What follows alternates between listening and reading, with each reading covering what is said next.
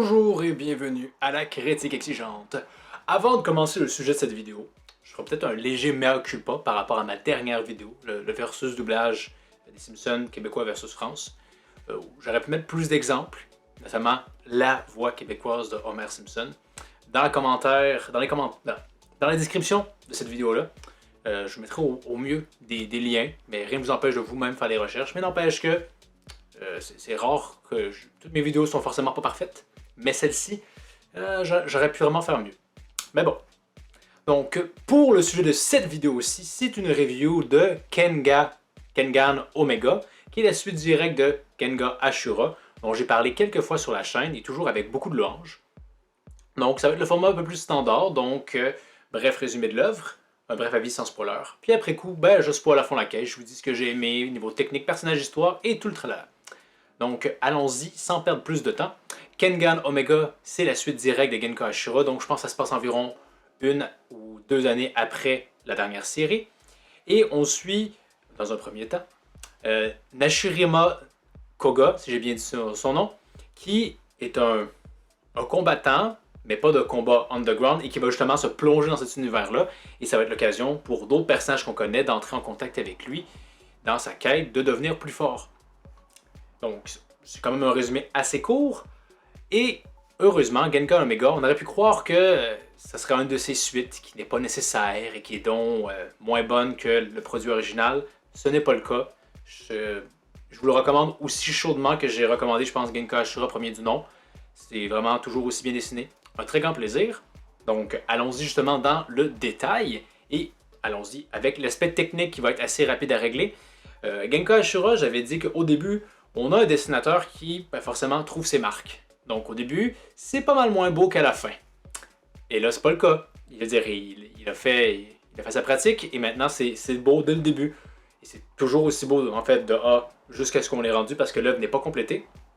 Donc, vraiment, là-dessus, si ça peut être un petit point négatif pour Genka Ashura, ici, c'est impeccable tout le long, honnêtement. Maintenant, on passe au personnage et à l'histoire. L'histoire s'incline en deux moments, pour l'instant. Le premier, justement, c'est qu'on suit Nashirima Koga et d'une certaine façon aussi Kaoryuki et leur cheminement, leur progression à travers le monde des combats illégaux, Kengan, bien évidemment, mais aussi d'une certaine façon le purgatoire. Et honnêtement, je trouvais vraiment très intéressant parce que dans la dernière série, on débutait avec Oma qui, bien qu'il ne connaissait pas l'univers des combats souterrains, était quand même un habitué de ce genre-là. Il était très puissant. C'est pas tant le cas de Nashirima. Il est, oui, fort, mais c'est une lavette comparé aux combattants qu'on connaît. Et donc, tout le début de l'histoire, ça va être justement lui qui progresse. Et dans sa progression, ça ressemble un peu... On dirait qu'il y a une espèce de traitement fanfiction-esque. C'est-à-dire que tu as un nouveau personnage, si on veut dire, extérieur à l'univers qu'on connaît. Et il va apprendre à travers chacun des personnages qui vont un peu lui incorporer un peu de tout. Donc, par exemple, il va apprendre à mieux se stabiliser via Adam Dudley.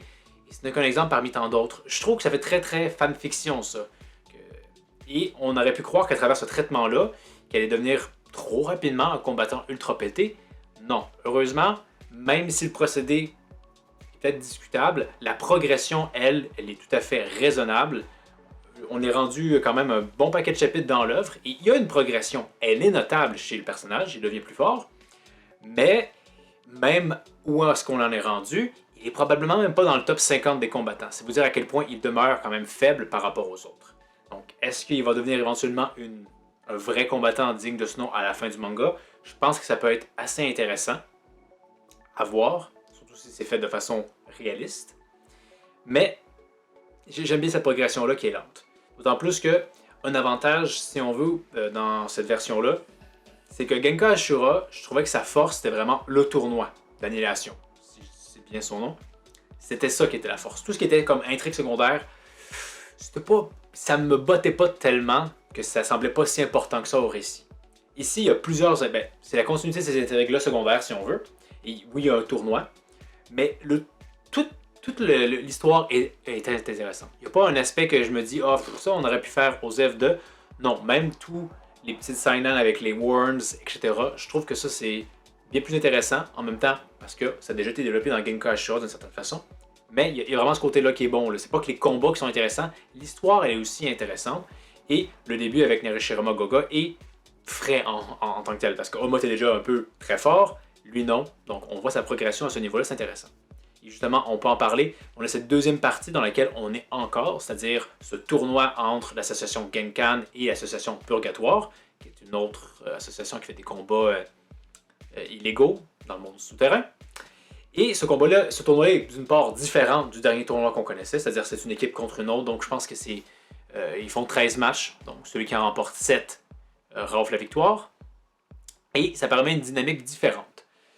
Et j'avais quand même des petites limites à ça, des petites réticences par rapport à ce tournoi-là, dans le sens où on aurait aimé, je pense, que le Purgatoire livre des performances un peu meilleures à travers ces personnages-là. Il y en a parfois que les victoires, sans que ce soit des dominations, heureusement, mais ça demeure quand même près de domination. C'est-à-dire que oui, il gagne, ça n'a pas été si facile, mais ça n'a pas été si dur que ça. Or, je trouvais que il n'y a pas plus beau combat en général quand c'est une lutte acharnée entre les deux que tu ne sais pas qui va gagner.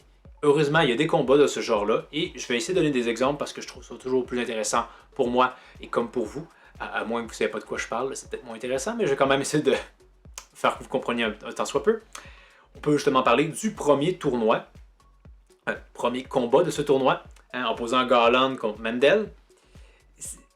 Éventuellement, Garland démontre sa supériorité presque claire et nette sur Mendel, mais c'est quand même un jeu progressif. Chacun apprend, chacun dévoile un peu plus ses cartes, et éventuellement, c'est Garland que si on veut plus de cartes. Mais la force de ce tournoi-là, qui était aussi présente dans Genka Ashura, c'est que l'auteur, il sait jouer contre nos attentes, c'est jamais si prévisible que ça. Donc éventuellement, même si Mendel est surpassé, Garland est plus fort que lui, il va quand même réussir à provoquer un ring-out simultané, et c'est Garland qui va toucher le hors-ring en premier, le disqualifiant et conférant la victoire à Mendel. Donc, j'ai quand même ça trouvé intéressant. C'est comme un résultat où les deux combattants sont mis en valeur d'une certaine façon. Garland, on se dit pas « Ah, il est faible », non. Il a démontré qu'il était plus fort que son adversaire. Et Mendel est également mis en valeur parce qu'on a vu qu'il est en fait un plus fin tacticien que Garland. Donc, j'avais bien aimé ce début de combat, ce début de tournoi à travers ce combat-là. Et après coup, il y a le fameux combat, le meilleur jusqu'à présent, je trouve, dans ce tournoi-là, qui n'est pas encore conclu. Il manque 2 combats présentement. C'est Reito contre Falcon. Ce combat est super intéressant parce que Reito, c'est un peu le underdog, le combattant qu'on jugeait très faible dans Genka Ashura, même s'il était très fort, mais comparé aux autres monstres, lui était très faible. Et c'était l'occasion de justement voir sa progression. Et, encore une fois, un combat où on met tellement en valeur les deux personnages. Parce que Reito, malheureusement, il ne gagne quand même pas son combat, mais il a quand même été mis en valeur à travers le récit. Et ça, c'est un bel exemple. C'est possible de perdre, mais quand même mis en valeur. Je veux dire, premièrement, il réussit vraiment... Falcon ne gagne pas à la légère. Il paie très cher sa victoire. Donc, d'une part, il y a ça. De l'autre part, Falcon gagne à cause d'une technique qui est certes légale, mais dans le fond, ses ongles de pouce seulement, je pense, sont maintenant un peu imprégnés de poison. Donc, c'est discutable comme moyen de gagner, mais ça l'a aidé à avoir la victoire. Mais vraiment, la plus belle marque de respect pour Reito qu'on pouvait lui donner, c'est qu'éventuellement, après coup, Falcon va confronter Kuroki, qui, on se souvient, était le personnage le plus puissant de l'univers de Genka Ashura, et qui a pris sous sa tutelle Reito, même s'il ne l'avoue jamais tellement ouvertement. Mais justement, là, l'avoue ouvertement, disant à Falcon qui vient le provoquer de comme rentre-toi te reposer, tu t'es battu contre un homme que j'ai entraîné personnellement et je sais à quel point il est fort. Je veux dire, juste ça, seul, dans un vacuum, c'est tellement de louanges pour Reito, quand le personnage le plus fort de l'univers, de cet univers-là, dit qu'il est puissant. Mais en plus, on se souvient que lors du premier combat et le seul de Reito dans le dernier tournoi, il s'était justement battu contre Kuroki, et au contraire, il lui avait dit comme t'es vraiment faible. Donc, voir cette évolution-là, se dire que tu es passé de tu es faible à non, maintenant tu es vraiment rendu un combattant de qualité, c'est vraiment une belle mise en valeur chez le personnage, et ce, en dépit qu'il est perdu. Donc, je trouve vraiment que Genka Ashura, c'est la force, c'était bien évidemment les combats, qu'est-ce que ça racontait, la manière qu'on les faisait.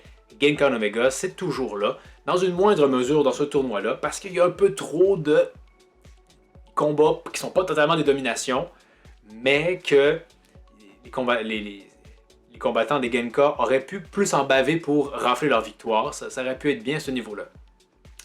Et pour finir sur l'histoire, faut quand même que j'adresse, si on veut, la plus grosse peut-être polémique qu'il peut y avoir dans l'œuvre. Et spoiler, niveau maximal pour Genka Ashura si vous ne l'avez pas vu, au Genka Omega. Un bon point dans Genka Ashura à la fin, c'était que Oma meurt. C'était un peu... ils avaient un peu indiqué que ça allait se produire. Mais on aurait pu croire que l'œuvre n'allait pas assumer et qu'elle allait survivre à la fin. Non, il décède. J'avais quand même trouvé ça touchant, un peu sombre, mais il y avait un petit sentiment de réalisme qui correspondait bien à l'œuvre. C'était vraiment appréciable. Dans Kengan Omega, Oma revient à la vie. Parce qu'ils ont trouvé un cœur, puis ils lui ont transplanté. Je sais que dans la série, il y a des gens qui parfois survivent à des blessures un peu ridicules, mais là, il est probablement été mort pendant certainement 15 minutes, ce qui est amplement suffisant pour causer des dommages irréversibles au cerveau dû à l'absence d'oxygène. Donc, c'est pas super crédible. Et jusqu'à présent, le personnage d'Oma n'a pas tant brillé. C'est sûr que Koga a un passé avec Oma, c'est un peu son élément de motivation, donc pouvoir rencontrer Koga, et qu'en plus ce dernier finalement souligne la force actuelle de Koga. C'est sûr que c'est quand même un bon moment, mais est-ce que ça en valait la peine de gâcher d'une certaine façon rétroactivement Genka Ashura? Non, je pense pas. Donc ça c'est le gros carton jaune de l'œuvre à mon avis. J'ai hâte de voir est-ce que finalement ça va vraiment valoir la peine, mais j'ai des gros doutes à ce niveau-là. Et niveau personnage, j'en ai un peu parlé, mais on revoit pas mal tous les personnages de Genka Ashura. Donc c'est assez savoureux à ce niveau-là, surtout qu'on peut voir leur évolution, notamment Voya et Rihito. Donc là-dessus, j'ai rien à redire. Il y a peut-être juste les nouveaux personnages qui sont certes bien, mais j'ai l'impression qu'ils sont un peu sous-développés par rapport à Genka Ashura, mais ça fonctionne bien quand même jusqu'à présent. Et je ne m'étalerai pas plus longtemps là-dessus. Je pense que dans la partie histoire, j'ai quand même bien pu parler des personnages à ce niveau-là. Donc, ça conclurait mon avis sur Genka Omega. Je le répète, chaude recommandation. Pour moi, Genka Ashura, ça a été un coup de cœur. Et j'étais vraiment très content d'apprendre qu'il y avait une suite. Et que j'ai pu me lancer là-dessus. Je trouve que, pour l'instant, on a encore... La série a encore une bonne longueur. C'est une troisième suite qui est peut-être de mauvaise qualité. Mais pour l'instant, on est encore dans la même qualité. Et ça me fait très plaisir à ce niveau-là. Donc, vous qui connaissez Genka Omega, qu'est-ce que vous en avez pensé? Est-ce que c'est à la hauteur de Genka Ashura? Ou vous vous dites que ça aurait dû s'arrêter à Ashura? Et je peux comprendre, il y a notamment la mort de Oma, qui c'était un bon sentiment de fermeture. Donc, faites-moi en part dans les commentaires. Pour la prochaine critique exigeante, je me souviens plus si Tokyo Revengers c'est censé être 24 épisodes. Donc, je pense qu'il en manque encore une couple avant que ça soit terminé. Et j'aime vraiment généralement donner mes avis sur les séries quand elles sont terminées. C'est un peu comique que je vous dise ça, alors qu'en ce moment, je fais une review d'un manga qui n'est pas terminé, mais qui est quand même bien avancé. Et de toute façon, je ne parlerai jamais assez de Gengan, c'est si bon. Donc, je sais pas si je vais parler de Tokyo Revenger la semaine prochaine. Autrement, peut-être un pitch de vente sur quelque chose. Je veux dire, c'est un format que j'ai fait un récemment, mais qui est quand même toujours, je trouve, très intéressant à faire. Donc, à voir. Et encore une fois, si vous avez des suggestions dans les commentaires, allez-y. C'est sûr que bon, ça prend quand même un certain temps à brainstormer pour faire la vidéo. Donc, comprenez des fois les délais que ça peut encourir. Donc, merci d'avoir regardé. N'hésitez pas à aimer, commenter, partager, vous abonner. Et je vous dis à la prochaine. Critique exigeante. 若いな。傲慢で愚かで、そして弱い。